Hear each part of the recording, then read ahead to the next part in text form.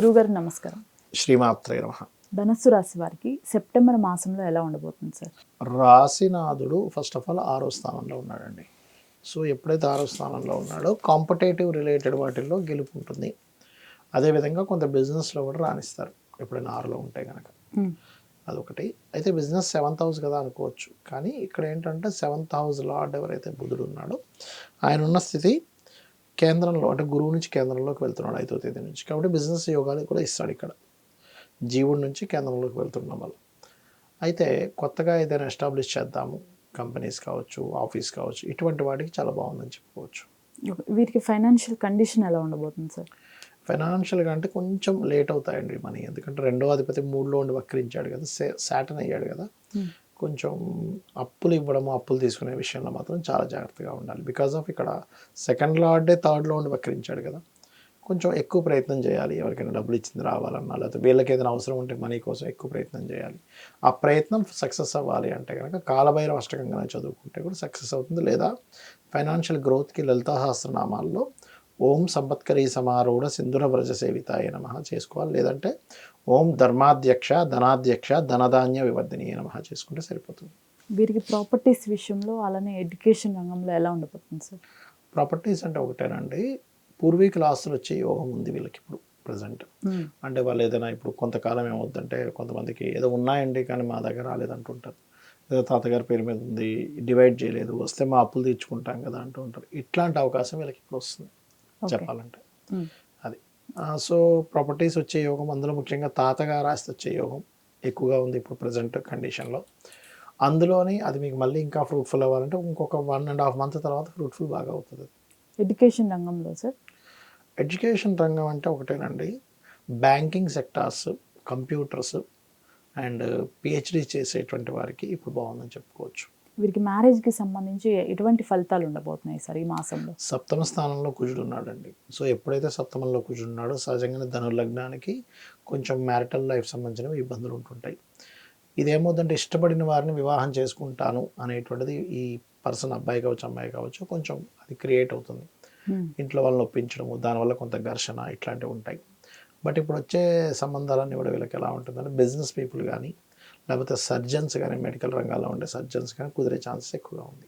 వీరికి జాబ్ పరంగా, అలానే బిజినెస్ పరంగా ఎలా ఉండబోతుంది సార్?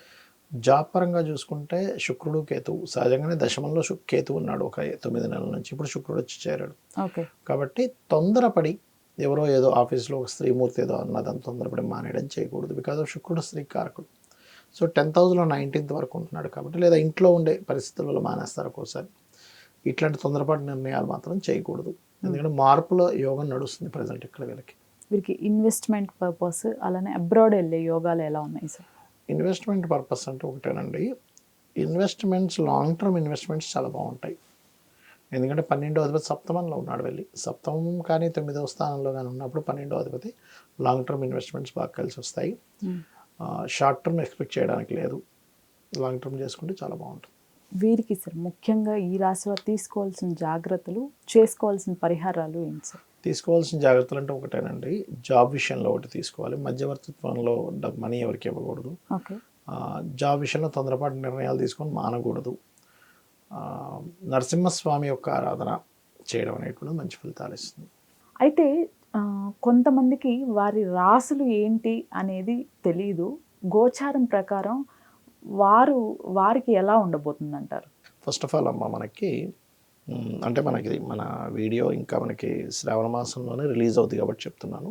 ఇప్పుడు ఎట్లాగో శ్రావణ శుక్రవారాలు వస్తున్నాయి. శుక్రవారాలు చేసేటప్పుడు ఫస్ట్ ఆఫ్ ఆల్ శ్రావణ మాసంలో మనం అమ్మవారి పూజ చేసేటప్పుడు అమ్మవారి అష్టోత్తరాలకు అర్థం తెలుసుకోవాలి. ఎప్పుడు కూడా ఆ అర్థం తెలుసుకొని చేస్తారు, అమ్మవారు ఇంత గొప్పదాని అర్థం అవుతుంటుంది. సో అమ్మవారు ఏంటంటే లక్ష్మి, అన్ని లక్ష్ములు, సంతాన లక్ష్మి, సౌభాగ్యలక్ష్మి అన్నీ. శ్రావణ మాసం ఎందుకు ఏర్పడుతుంది మనకి? సర్వసాధారణంగా శ్రవణ నక్షత్రంలో పౌర్ణమి జరుగుతుంది కాబట్టి శ్రావణ మాసం. ఆ శ్రవణ నక్షత్రం ఎక్కడ ఉంటుంది? కర్మకారక రాశి అయినటువంటి మకర రాశిలో ఉంటుంది. అంటే ఈ శ్రావణ మాసంలో ఎవరైనా సరే నాకు జాతకం తెలియదండి, డేటు, టైము, ప్లేసు, వాస్తు తెలియదు, జ్యోతిష్యం తెలియదు, నా పరిస్థితి మాత్రం బాగోలేదు అనుకునేటువంటి వారు ఈ మాసంలో కనుక అమ్మవారి పేరు మీద అమ్మవారికి వెలిగిస్తున్నాను అనుకుంటూ నువ్వుల నూనెతో దీపం వెలిగించడము, గోవులకి బెల్లం తినిపించడము శనివారాలు. శుక్రవారాలు తీపి చపాతీలు ఒక 3 చపాతీలు తేనె పూసి తినిపించినట్లయితే కూడా చాలా మట్టుకు బాగుంటుంది. ఈ రాసులు ఏంటి అని ఎవరికైతే తెలీదో వారు ఎటువంటి జాగ్రత్తలు తీసుకోవాలి? వారికి సెప్టెంబర్ మాసం ఎలా ఉండబోతుంది గురువుగారు? తప్పకుండా అమ్మ. ఇప్పుడు రాసులు తెలియని వాళ్ళని జనరల్ మేషన్ నుంచి చూసుకుంటారు రాసు తెలియని వాళ్ళు ఒకటి. ఇంకోటి మనకి ఇప్పుడు క్రోధినామ సంవత్సరం మనందరికీ తెలిసిన విషయం. ఎన్ని గొడవలు జరుగుతున్నాయో బయట, బీభత్సం. మనం ఉగాది చెప్పుకున్నప్పుడే చెప్పుకున్నాం, ఏమంటే మొత్తం గందరగోళంగా ఉంటుంది పరిస్థితి ఈ సంవత్సరం అంతా. అది యాజ్ ఇట్ ఈజ్ అట్లాగే నడుస్తుంది పరిస్థితి.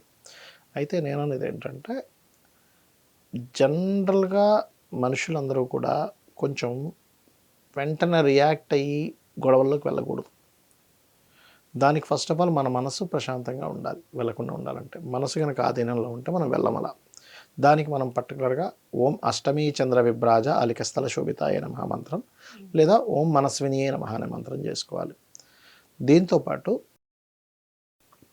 జనరల్గా కొన్ని జాగ్రత్తలు తీసుకోవాలి ఈ సంవత్సరం, అంటే ఈ నెలలో కూడా. ఎందుకంటే ఇక్కడ మీకు కుజుడు మిథున రాశిలో సంచరిస్తున్నాడు. నెక్స్ట్ ఇంకా కర్కాటకానికి వెళ్తాడు. ఇదే ఉంది అసలు. కర్కాటకంలోకి వెళ్ళబోతున్నాడు ఇంకొక 45 డేస్ 50 డేస్ తర్వాత. మనం దాని మీద సపరేట్ ఎపిసోడ్ చేద్దాం ఎప్పుడైనా. మనం కర్కాటకంలోకి వెళ్ళినప్పుడు ఇంకా దారుణంగా ఉంటుంది పరిస్థితి. ఇప్పుడు చూసే ఇవన్నీ గొడవలు పెద్ద ఏదో అదేదో డైలాగ్ అంటారు, తుమ్రీలు అంటారు చూసారా, అలాంటిది ఇదంతా కూడా జోక్గా అంటుంటారు చూసారా. ఇవన్నీ చిన్న చిన్నవే. కర్కాటక రాశిలో ఉంటాడు, ఒక 4 రోజులు ఉంటాడు, మళ్ళీ వక్రిస్తాడు, మళ్ళీ వస్తాడు. సో ఏదైనా వచ్చే ఉగాది వరకు కూడా ఈ కర్కాటక రాశిలో సంచారం మళ్ళీ వెనక్కి వెళ్ళడం మళ్ళీ కర్కాటక రాశిలోకి ఉంది. కాబట్టి నేను చెప్పేది ఒకటే, అందరికీ కూడా కాస్త వాహనాల మీద వెళ్ళేటప్పుడు స్లోగా వెళ్ళండి. కర్కాటకం జలరాశి కాబట్టి అందరికీ చెప్పేది ఒకటే, మీరు పొరపాటును కూడా జల ప్రదేశాలకు వెళ్ళినప్పుడు జాగ్రత్తగా ఉండండి. ఎందుకంటే జల సంబంధించినటువంటివి అగ్రెసివ్గా వచ్చేస్తాయి సడన్గా. పర్టికులర్గా జాగ్రత్తగా ఉండాలి. కుజు అగ్నితత్వానికి కారకుడు కాబట్టి అగ్ని సంబంధించిన దోషాలు, అదేవిధంగా భూకంపాలకు కారకుడు కాబట్టి సడన్గా భూకంపాలు రావడం ఇట్లాంటివి జరుగుతుంటాయి. బట్ ఒకటే గుర్తుపెట్టుకోవాలి, వాళ్ళకి ప్రజెంట్ ఏదైతే మహాదశ అంతర్దశ నడుస్తుందో ఒకరి జాతకం తెలుస్తాయి.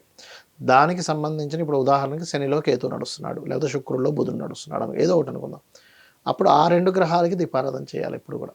అప్పుడు ఏమవుద్దంటే వాళ్ళకి నడుస్తున్న మహాదశ లార్డ్ ఎవరైతే ఉన్నారో అతను ఇచ్చేటువంటి నెగిటివ్ రిజల్ట్స్ తగ్గుతాయి, పాజిటివ్ రిజల్ట్స్ పెరుగుతాయి.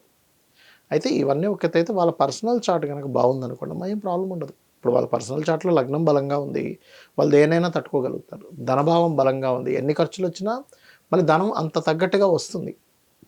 ఇక్కడ ఎలా అంటే ధనభావం బాగాలేదు, ఆ బాగోలేనప్పుడు ఎందుకు బాగాలేదని దానికి సంబంధించిన రెమెడీ చేసుకుంటే క్లియర్ అవుతుంది.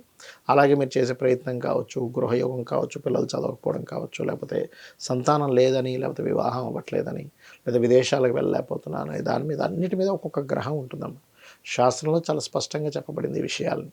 సో దాని పరంగా మీరు కనుక ఏ గ్రహం మనకు మూవ్ అవుతుంది, దానికి సంబంధించిన రెమెడీ ఏం చేసుకోవాలో తెలుసుకున్నట్లయితే ఖచ్చితంగా క్లియర్ అవుతుంది. అంటే పెద్ద మొత్తంలో అవ్వాల్సింది చిన్న దాంట్లో పోతుంది. కర్మ అనుభవించాల్సిందే మనిషి, కానీ చిన్న దాంట్లో వెళ్ళిపోతుంది.